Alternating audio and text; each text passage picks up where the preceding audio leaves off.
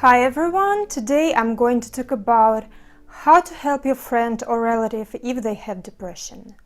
This topic was requested in the comments.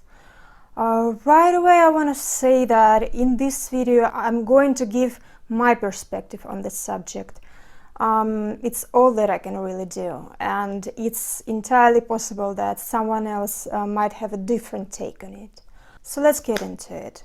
The first and the most important thing that I needed from people around me is simple understanding that my problem is real, serious, and it can't be fixed by a change of attitude. I personally didn't need any special attention. I didn't need anybody to feel sorry for me. I didn't need people to spend a ton of time with me. I just needed people not to say ignorant things like, "You're making this up," or "you're just playing the victim," or "you just need to get married," or "you just need to have a baby," or "you need to get busy and stop thinking about yourself so much." The list goes on and on. I heard all of those things and more. I understand that for some people, toughening up and being more grateful and positive is enough to feel better. And by the way, being grateful even if you are suffering is a very good life advice in general. However, for a lot of people with depression, it's not going to be enough to recover. Lack of understanding from people close to you can make things worse, and it can trigger suicidal thoughts and intentions. It certainly was this way for me.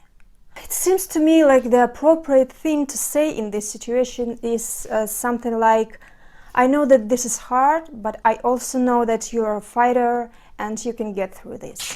Next point. If your friend is doing everything the doctor tells them to, but things still aren't going very well, then consider introducing natural treatments to them. I'm talking about exercise, light therapy, meditation, diet change, omega-3 fatty acids. Trying other various supplements might also be helpful.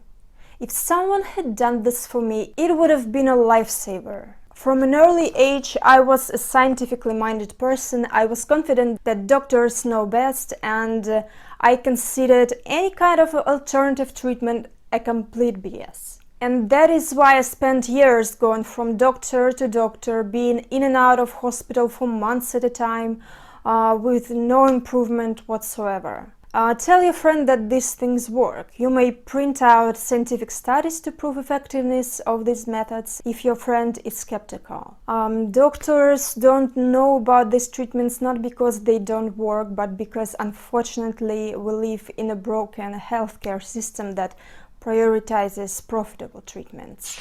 Next point. Do not take it personally if a person with depression doesn't take your calls or doesn't spend as much time with you as usual. It's very likely that it's not because they don't like you or don't value your friendship or anything like that. It's probably because doing these things might be very difficult for them.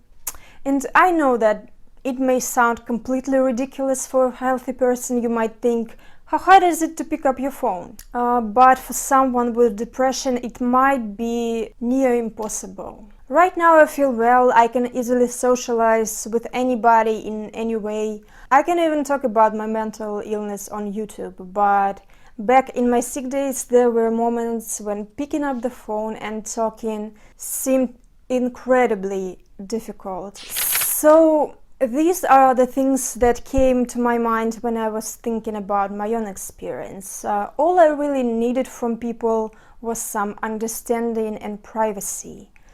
I didn't need anything else. Being alone and only talking to my mom from time to time just worked better for me. But it not be the same for other people. Typically, doctors advise their patients to keep socializing. So it might be a good idea to talk or do something fun together every once in a while. Just make sure your time together doesn't involve smoking or excessive drinking. Which reminds me of one more point that I wanted to mention. Encourage your friend to give up addictive behaviors. And here I'm not just talking about alcohol.